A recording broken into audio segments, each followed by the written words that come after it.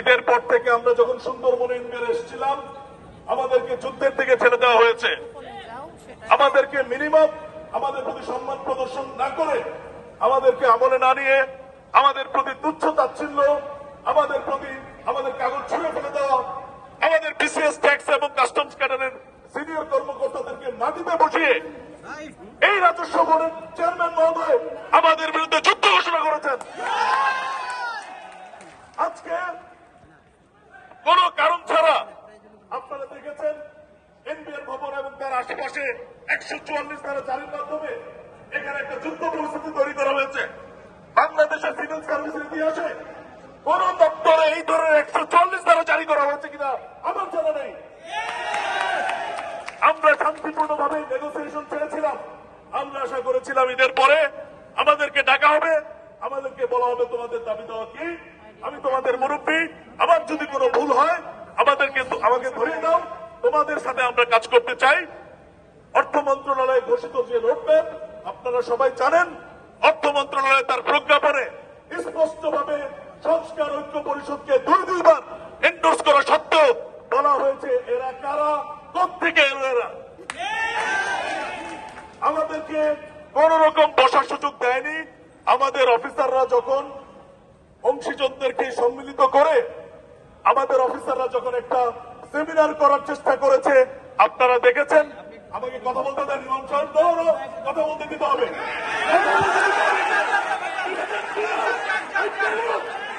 আমাকে কথা বলতে দিতে হবে। আপনারা দেখেছেন আমাদেরকে কোনো কথা বলার সুযোগ দেয়নি।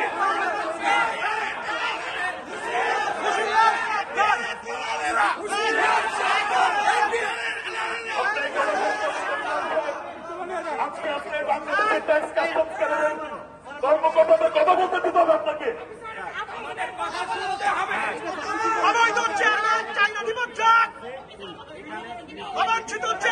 এখানে কোনো মিছিল মিটিং হচ্ছে না, এখানে কর্মকর্তারা মত বিনিময় করছে। গতকাল জাতীয় রাজস্ব বোর্ডের মেম্বার মহোদয়ের সভাপতিত্বে শুনেন সভা হয়েছে, আপনি কি ব্যবস্থা নিয়েছেন বলেন। গতকাল জাতীয় রাজস্ব বোর্ডের সভাপতিত্বে মিটিং হয়েছে, কি অবস্থা নিয়েছে পুলিশ বলুন। আমাদের সভা কেন এই সমস্যা কেন? মেম্বাররা মিটিং করলে কোনো সমস্যা হয় না, আমরা মিটিং করলে সমস্যা হয় কেন? এর উত্তর দিতে হবে। ইমাম সাহেব আপনি একটু বসেন, আমাদের কথা শেষ করতে দেন। আমরা 5 মিনিটে কথা শেষ করবো, আপনি কথা বলতে দেন। হ্যাঁ বলেন। এখানে গণবিজ্ঞপ্তি দেওয়া আছে, আইনি নোটিশ দেওয়া আছে, এখানে সমাবেশ করা নিষেধ। এটা কোনো সমাবেশ নয়, এটা কোনো সমাবেশ নয়। আপনি পরিষ্কার গণবিজ্ঞপ্তি ভায়োলেট করছেন, আমার আইন অমান্য করছেন। এখানে সমস্ত কর্মকর্তা কর্মচারী যদি ভায়োলেট করে থাকে আপনি গণগ্রেফতার করেন, আমরা গ্রেফতার করে দিচ্ছি।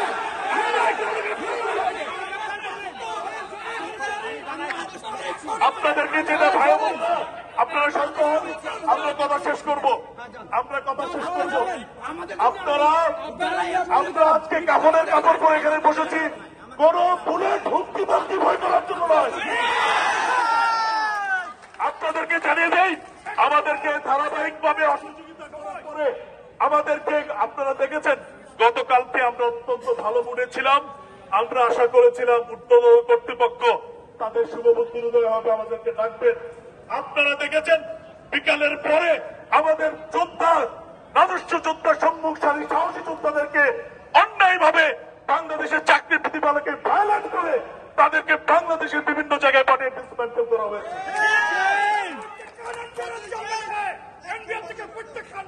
এই পর্যায়ে